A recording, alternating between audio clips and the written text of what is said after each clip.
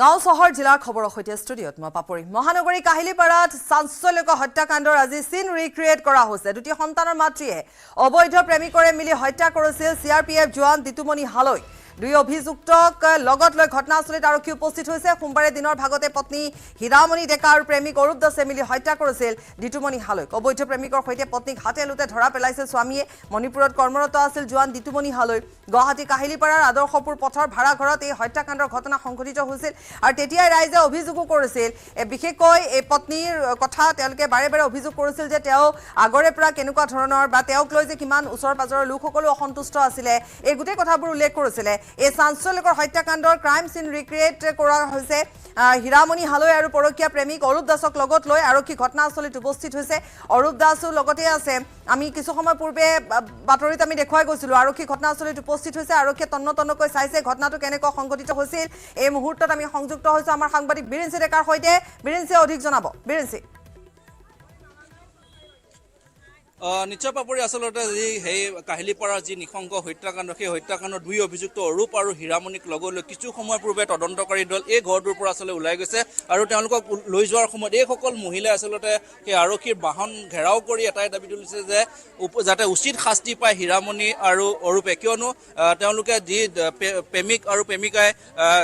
অবৈধভাৱে আচলতে তেওঁলোকে অবৈধ যি প্ৰেম সেই অবৈধ প্ৰেম কৰি থকা পাছতে হাতে লোতে ধৰা পৰিছিল সেই ধৰা পৰাৰ পাছত আচলতে তেওঁলোকে হেৰি কৰিছিল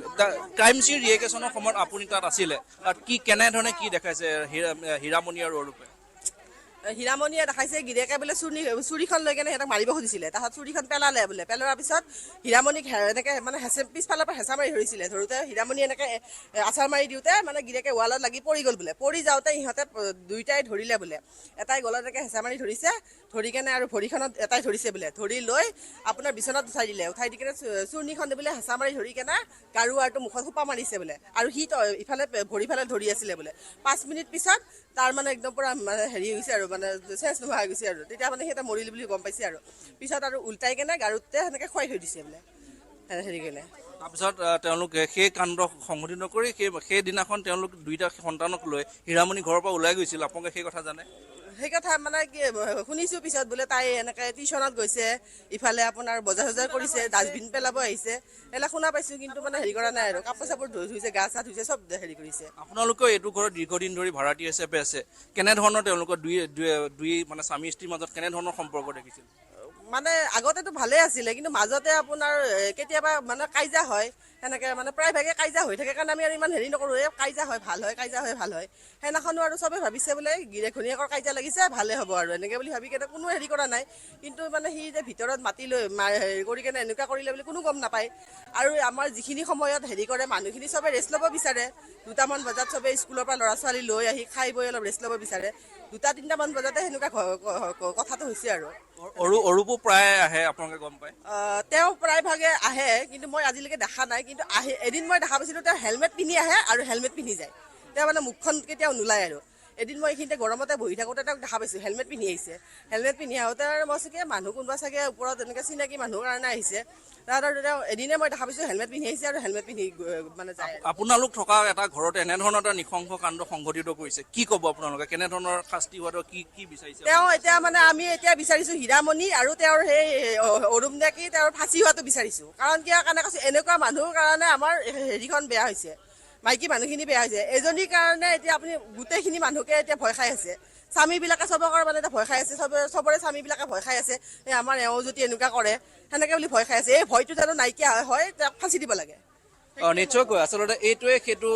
ঘৰ আছিল যিটো ঘৰত কিছু সময়ৰ পূৰ্বে সেই ক্ৰাইম সিন ৰিক্ৰিয়েশ্যন কৰা হৈছে হাতত এটা পুতলা যিহেতু লৈ আহিছিল সেই পুতলাটো আচলতে ইয়াত দেখুওৱা হৈছে যে কেনেধৰণে আচলতে সেই পুতলাটো আচলতে দিতুমণি সজাই ইয়াত আজি সেই সকলোখিনি কৰা হৈছে কেনেধৰণে তেওঁলোকে মুখত ধন্যবাদ জনাইছোঁ আৰু ইতিমধ্যে হত্যাকাৰীয়ে হত্যা কৰাৰ কথা স্বীকাৰ কৰিছে আৰু আজি ক্ৰাইম সিন ৰিক্ৰিয়েট কৰিছে কেনেকৈ দিতুমণিক হত্যা কৰা হৈছিলে সেই কথাও অবৈধ প্ৰেমিক আৰু এগৰাকী পত্নীয়ে সেয়া আটাইখিনি দৃশ্য তেওঁলোকে দেখুৱাইছে আৰু ওচৰ চুবুৰীয়া ইতিমধ্যে এই গোটেইখিনি কথা কৈছে যে কেনেকুৱা ধৰণে কৰা হৈছিলে বা কি হৈছিলে বা কেনেধৰণে আহি থাকে এই গোটেইখিনি কথা ধন্যবাদ জনাইছোঁ বীৰেঞ্চি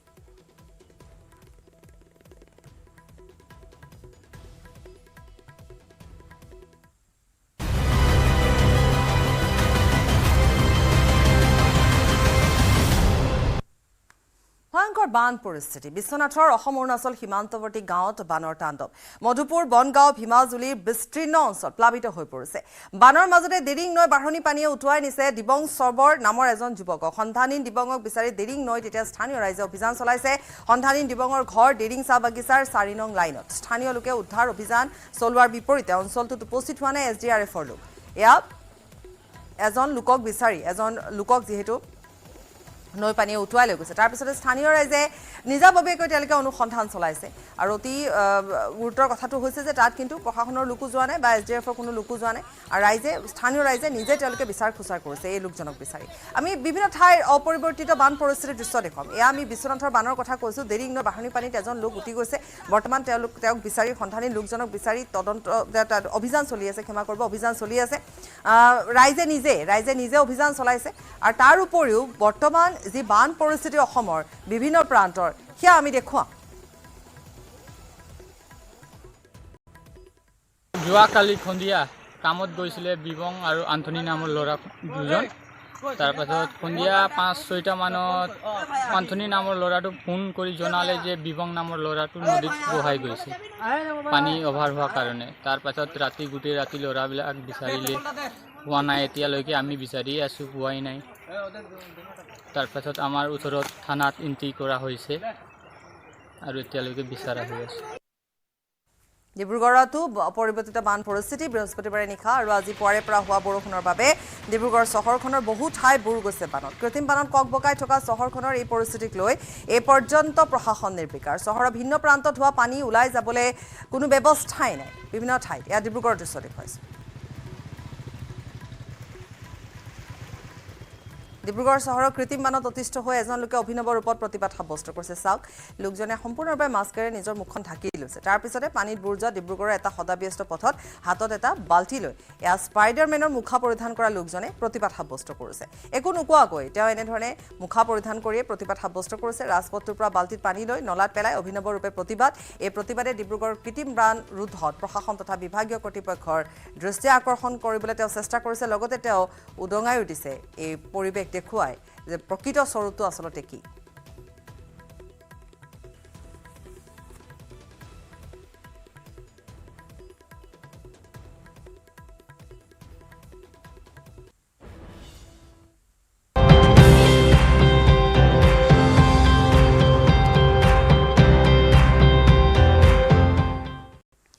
T20 বিশ্বকাপৰ ফাইনেলত ভাৰত T20 বিশ্বকাপৰ দ্বিতীয়খন সেমি ফাইনেলত ইংলেণ্ডক পৰাস্ত কৰি সুদীৰ্ঘ 10 বছৰৰ অন্তত T20 বিশ্বকাপৰ ফাইনেলত প্ৰৱেশ কৰিছে টিম ইণ্ডিয়াই সেমি ফাইনেলখনত 68 ৰানত পৰাস্ত কৰিলে ইংলেণ্ডক ভাৰতৰ সন্মুখত এতিয়া 17 বছৰৰ অন্তত T20 বিশ্বকাপৰ জয়ৰ সুযোগ শনিবাৰে দক্ষিণ আফ্ৰিকাৰ বিৰুদ্ধে ফাইনেলত অৱতীৰ্ণ হ'ব ভাৰত প্ৰথমখন সেমি ফাইনেলত দক্ষিণ আফ্ৰিকা আফগানিস্তানক পৰাস্ত কৰি ফাইনেলত প্ৰৱেশ কৰিছিল প্ৰথম অৱস্থাত বতৰে বিধি পথালি দিয়াৰ বাবে বহু পলমকৈ আৰম্ভ হোৱা মেচখনত প্ৰথমে ভাৰতে বেটিং কৰি নিৰ্ধাৰিত 20 অভাৰত 7টা উইকেট হেৰুৱাই 170 ৰান সংগ্ৰহ কৰে ভাৰতৰ হৈ ৰোহিত শৰ্মা সৰ্বাধিক 57 ৰান কৰাৰ লগতে সূৰ্য কুমাৰ যাদৱে খেলিছে 47 ৰানৰ ইনিংছ বিপৰীতে ইংলেণ্ডে 16 অভাৰ 4টা বলত আটাইকেইটা উইকেট হেৰুৱাই 10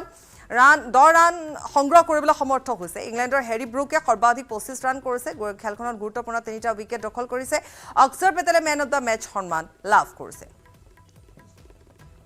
2007ত ধোনীৰ নেতৃত্বত লাভ কৰিছিল T20 খিতাপ 2013তো ধোনীৰ নেতৃত্বত লাভ কৰিছিল চেম্পিয়ন ট্ৰফি 2013ৰ পৰা কোনো ICC প্ৰতিযোগিতাৰ খিতাপ দখল কৰা নাই ভাৰতে 2014 চনৰ T20 বিশ্বকাপৰ ফাইনেলত শ্ৰীলংকাৰ হাতত উইকেটত পৰাস্ত হৈছিল টিম ইণ্ডিয়া 2015 চনৰ এদিনীয়া বিশ্বকাপৰ সেমি ফাইনেলত অষ্ট্ৰেলিয়াৰ হাতত 95 ৰানত পৰাস্ত হৈছিল ভাৰত 2016 চনৰ T20 বিশ্বকাপৰ সেমি ফাইনেলত ৱেষ্ট ইণ্ডিজৰ হাতত 7 উইকেটত পৰাস্ত হয় টিম ইণ্ডিয়া 2017 চনৰ চেম্পিয়ন ট্ৰফিৰ ফাইনেলত পাকিস্তানৰ হাতত 180 ৰানত পৰাস্ত হৈছিল মেন ইন ব্লু 2019 চনৰ এদিনীয়া বিশ্বকাপৰ সেমি ফাইনেলত নিউজিলেণ্ডৰ হাতত 18 ৰানত পৰাস্ত হৈছিল টিম ইণ্ডিয়া 2021 চনৰ টেষ্ট চেম্পিয়নশ্বিপৰ ফাইনেলতো নিউজিলেণ্ডৰ হাতত 8 উইকেটত পৰাস্ত হৈছিল ভাৰত ইফালে 2021 চনৰ T20 বিশ্বকাপৰ গ্ৰুপ পৰ্যায়ত বিশ্বকাপৰ পৰা বাহিৰ হৈছিল টিম ইণ্ডিয়া 2022 চনৰ T20 বিশ্বকাপ সেমি ফাইনেলত ইংলেণ্ডৰ হাতত 10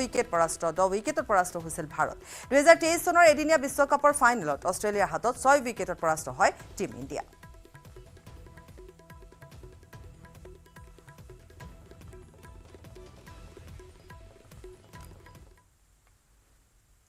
আৰু খবৰ আছে সময় বিৰতি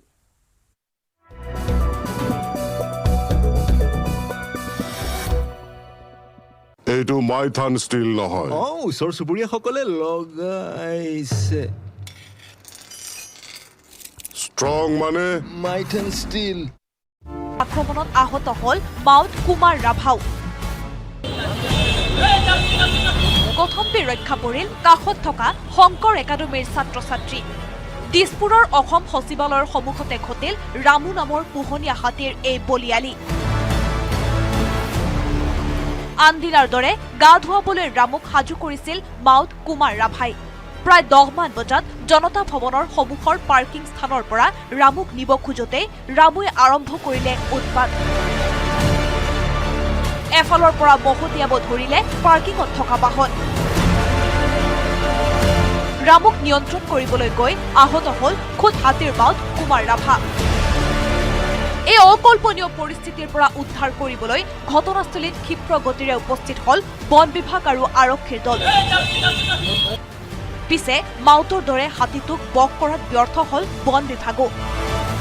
ৰামুক শান্ত কৰিবলৈ অনা হল বন বিভাগৰ পোহনীয়া মণিমালাক। দেখিছে দুটাকৈ যি হাতী আছে হাতী যথাস্থানত। পিছে মণিমালাও ব্যৰ্থ হোৱাত ট্ৰেংকুলাইজাৰ কৰিবলৈ বাধ্য হৈ পৰে বন বিভাগ। হাতীটো ট্ৰেংকুলাইজাৰ পিছতহে ঘূৰি আহে শান্তি। বেছি শক্তিশালী অলপ সময় লৈছে তাৰমানে এংগুলাইজ কৰিবলগীয়া হৈছে। অকণমান টপ আপ কৰিছোঁ অলপ। এতিয়া শান্ত নেকি? শান্ত হ'ল নে সম্পূৰ্ণ? বাছ চাছ ভাঙি আছিলে নহয় আগতে, এতিয়াতো শান্তই দেখিছোঁ।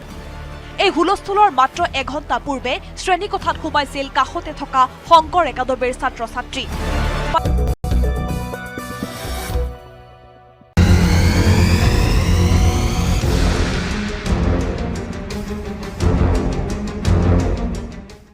দিল্লী বিমানবন্দৰত অঘটন। আজি বৃহস্পতিবাৰে পুৱতি নিশাৰ পৰা অহা এজাক ধাৰাসাৰ বৰষুণৰ ফলত দিল্লীত খহি পৰে বিমানবন্দৰৰ ছাদ। দিল্লীৰ ইন্দিৰা গান্ধী আন্তঃৰাষ্ট্ৰীয় বিমানবন্দৰৰ বীম খহি মৃত্যু হয় এজন লোকৰ। এই ঘটনাত 6জনকৈ লোক আঘাতপ্ৰাপ্ত হৈছে। আঘাতপ্ৰাপ্তসকলক ততাতৈয়াকৈ বিমানবন্দৰৰ সমীপতে থকা মেদান্ত দ্য মেডিচিটি হাস্পাতালত ভৰ্তি কৰোৱা হয়। ধাৰাসাৰ বৰষুণৰ ফলত জলমগ্ন হৈ পৰে দিল্লী আন্তঃৰাষ্ট্ৰীয় বিমানবন্দৰ। ইফালে বিমানবন্দৰৰ বীম খহি পৰাৰ ফলত কেইবাখনো 4চকীয়া বাহনো ক্ষতিগ্ৰস্ত হৈছে। বিমানবন্দৰৰ 1 নম্বৰ টাৰ্মিনেলত সংঘটিত হৈছে এই ঘটনাটো। ইফালে ঘটনাৰ খবৰ পোৱাৰ পাছতে তাৎক্ষণিকভাৱে বিমানবন্দৰত উপস্থিত হয় কেন্দ্ৰীয় অসামৰিক বিমান পৰিবহণৰ মন্ত্ৰী ৰামমোহন নাইডু। কেন্দ্ৰীয় মন্ত্ৰীগৰাকীয়ে দুৰ্ঘটনাৰ বুজ লোৱাৰ লগতে আঘাতপ্ৰাপ্তসকলক হাস্পাতাললৈ নিয়াত ব্যৱস্থা লয়। লগতে বৰষুণত ক্ষতিগ্ৰস্ত হোৱা 1 নম্বৰ টাৰ্মিনেলৰ পৰিস্থিতিৰ বুজ লয়। সম্প্ৰতি বিমানবন্দৰৰ 1 নম্বৰ টাৰ্মিনেলটো সম্পূৰ্ণৰূপে বন্ধ কৰি দিয়া হৈছে। দিনৰ 2 বজালৈকে 1 নং টাৰ্মিনেলৰ পৰা চলাচল কৰা 28খন ঘৰুৱা বিমানৰ চলাচল বন্ধ কৰিছে বিমানবন্দৰ কৰ্তৃপক্ষই। পুৱা 5 বজাতে বিমানবন্দৰটোৰ 1 নং টাৰ্মিনেলৰ বীম খহি পৰাৰ পাছত বন্ধ কৰি দিয়া হৈছিল বিমান চলাচল। উল্লেখযোগ্য যে এই ঘটনা সংঘটিত হৈছিল মূলতঃ বিমানবন্দৰৰ বাহন ৰখোৱা স্থানত। বিমানবন্দৰৰ পাছতে মেদান্ত হাস্পাতালত আহতসকলৰ স্বাস্থ্যৰ অৱস্থাৰ বুজ লয় কেন্দ্ৰীয় অসামৰিক বিমান পৰিবহণ মন্ত্ৰী ৰামমোহন নাইডুৱে। কেইবাটাও ভিজুৱেলছ দেখুৱাইছোঁ আমি। ইয়াত দিল্লী এয়াৰপৰ্টৰ ভিজুৱেল, য'ত বীম খহি পৰে, আঘাতপ্ৰাপ্ত হয়, এজন লোক নিহত হয়। তাৰ পিছতে ভিতৰত গোটেই টাৰ্মিনেল বন্ধ কৰি দিয়া হয়। 20 লাখ টকাকৈ সাহায্যও ইতিমধ্যে ঘোষণা কৰা হৈছে মৃত্যু হোৱা লোকজনৰ, নিহত লোকজনৰ। আহতসকলক 3 লাখ টকাকৈ ঘোষণা কৰা হৈছে।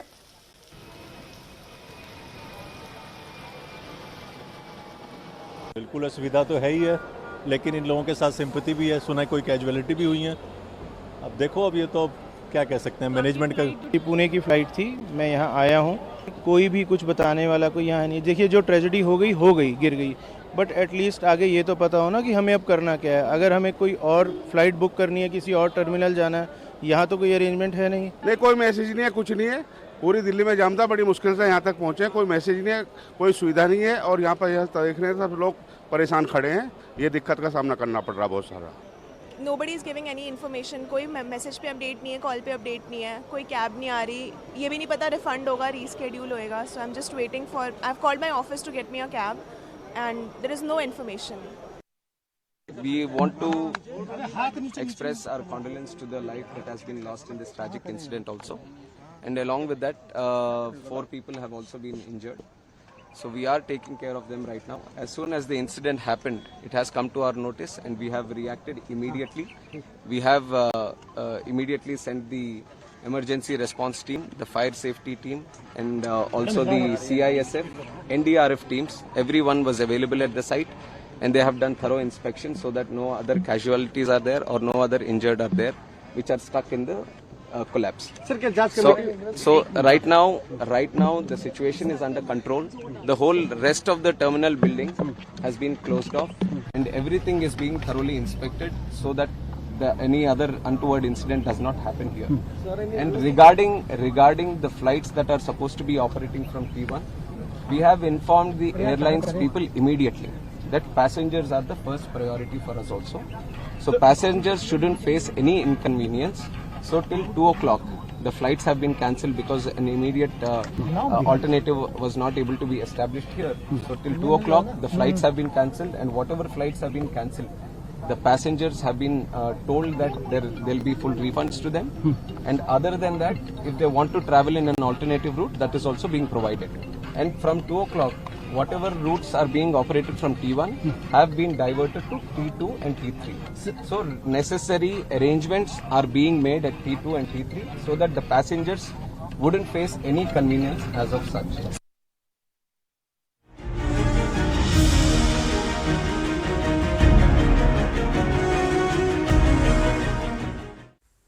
বানৰ বিপৰ্যস্ত দেশৰ ৰাজধানী দিল্লী নেৰা নেপেৰা বৰষুণৰ ফলত দিল্লীৰ প্ৰতিটো বাটপথ অঞ্চলত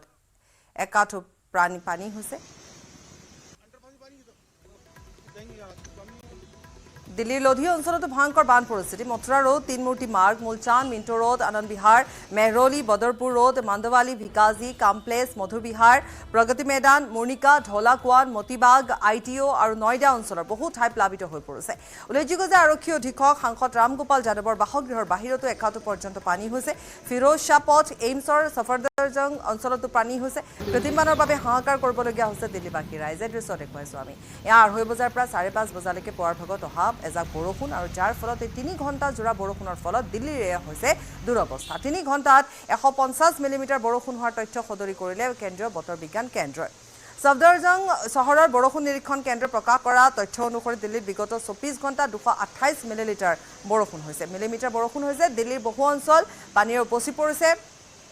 কেইবাটাও অঞ্চলত কৃত্ৰিম বানত ঘৰবাৰী বুৰ গৈছে যান বাহন চলাচলত বাধা আহি পৰিছে যান জঁটৰ সৃষ্টি হৈছে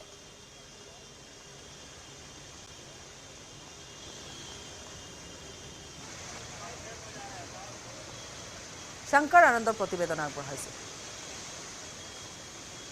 दिल्ली स्थित आईजीआई एयरपोर्ट के टर्मिनल 1 पर आज सुबह में एक बड़ा हादसा हुआ और हादसे की वजह से एक शख्स की मौत हो गई और 8 से ज्यादा लोग घायल हुए हैं। इस वक्त मैं घटनास्थल पर हूं और घटनास्थल पर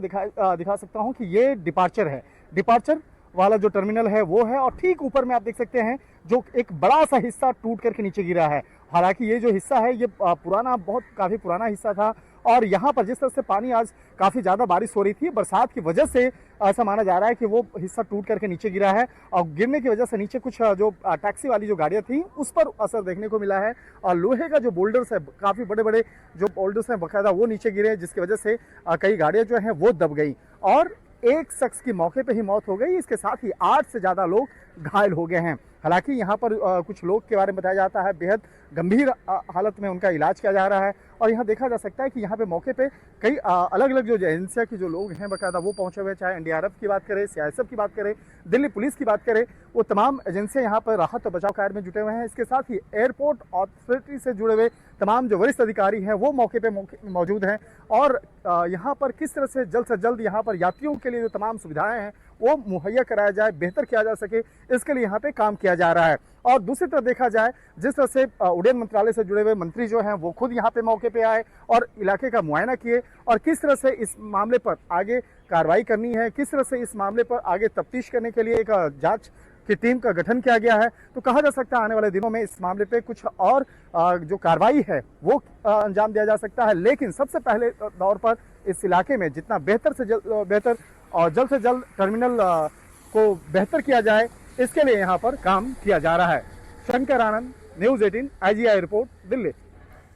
और नेरा नेपेराको हुआ बरषुणर फलत दिल्लीर बसंत कुंजत बुकात आबद्ध हो परिছে বহু শ্রমিক। ঘটনাস্থলীত এনডিআরএফ ডিডিএমএ और नागरिक সংস্থা অগ্নি নির্বাপক বাহিনী আৰক্ষীৰ উদ্ধাৰকাৰী দল উপস্থিত হৈ ইতিমধ্যে উদ্ধাৰ অভিযান আৰম্ভ কৰিছে। নিৰ্মাণৰত বেসমেন্টৰ পৰা উদ্ধাৰৰ প্ৰচেষ্টা অব্যাহত ৰাখিছে। ইফালে रोहिणी সেক্টৰ 18ত বন্ধ কৰি দিয়া হৈছে মেট্ৰো ষ্টেচন।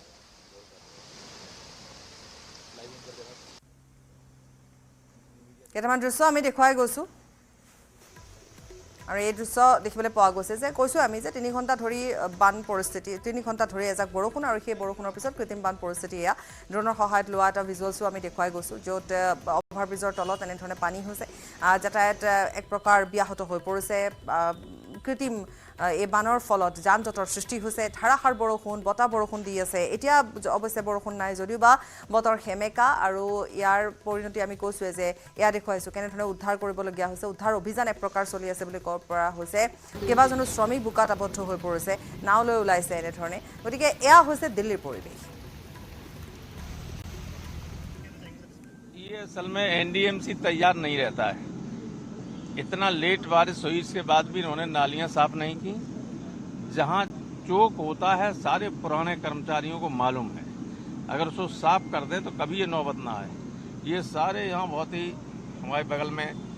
नीति आयोग के सदस्य हैं स्टेट मिनिस्टर का दर्जा है फिर मंत्री लोग हैं गृह राज्य मंत्री हैं जिनके अंडर में एनडीएमसी है और जनरल्स हैं और मंत्री हैं नेवी के एडमिरल्स हैं सारे बड़े लोग हैं लेकिन पानी भर जाता लोगों को निकलना मुश्किल है आप देख रहे हैं पार्लियामेंट जाने के लिए हमें क्या करना पड़ा एक गाड़ी से वहां तक आए लोग उठा के यहाँ तक लाए মৰিয়নীত জাপানীজ এনচেফেলাইটিছৰ প্ৰাদুৰ্ভাৱ এনচেফেলাইটিছত এজনৰ মৃত্যু হৈছে 3জন আক্ৰান্ত হৈছে মৃত লোকজন চেলেংহাট অভয়পুৰী গাঁৱৰ প্ৰদীপ বৰা একেখন গাঁৱৰে এগৰাকী যুৱতী আৰু এগৰাকী যুৱকো আক্ৰান্ত হৈছে বন নগয়া গাঁৱৰ জিতা বৰা গগৈ আক্ৰান্ত হৈছে আটাইকেইজনকে চিকিৎসালয়লৈ প্ৰেৰণ কৰা হৈছে বৰ্তমান তেওঁলোক চিকিৎসাধীন অৱস্থাত আছে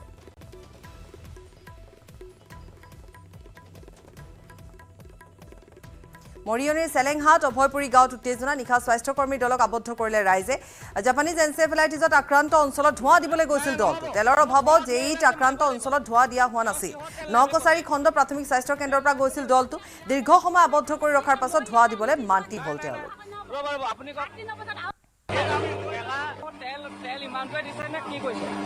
নাই নহ'ব মোক ঘৰত মই ওলাইছে মাৰিব লাগিব এওঁ কিহৰ তেল নাই বুলি ক'ব লাগিছে তেল নাই বুলি কৈছে নাই ৰ'ব আপুনি কওক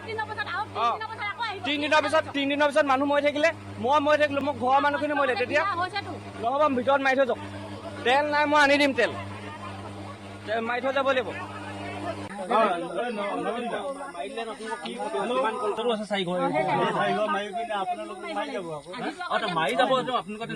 সেইটো ডাইৰেক্ট কৈ দিয়া হ'লে আমি ইমান হেৰি নহয় ডাইৰেক্ট মাৰি দিম বুলি ক'ব লাগে তেন্তে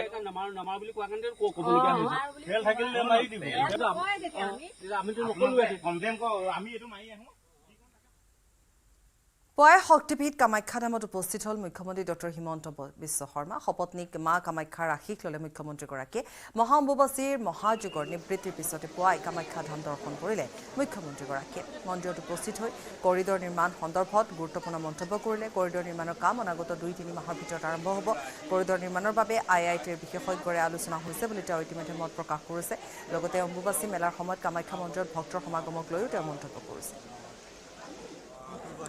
অম্বুবাচী মেলাৰ নিবৃত্তিৰ পিছত প্ৰতি বছৰে মাৰ দৰ্শনৰ বাবে এই বছৰ যথেষ্ট জনসমাগম হোৱা বাবে নিবৃত্তিৰ দিনাখনে মই দৰ্শনৰ বাবে অহা নাছিলোঁ দুদিন পিছত মানুহৰ ভিৰ অলপ হাম কটাৰ পিছত আজি মাৰ চৰণত সেৱা কৰিবলৈ সক্ষম হ'লোঁ মেলা খুব ভাল কৰি হৈ গৈছে যথেষ্ট ভিৰ হোৱা বাবে কিছু নহয় কিছু ত্ৰুটি থাকিও যায়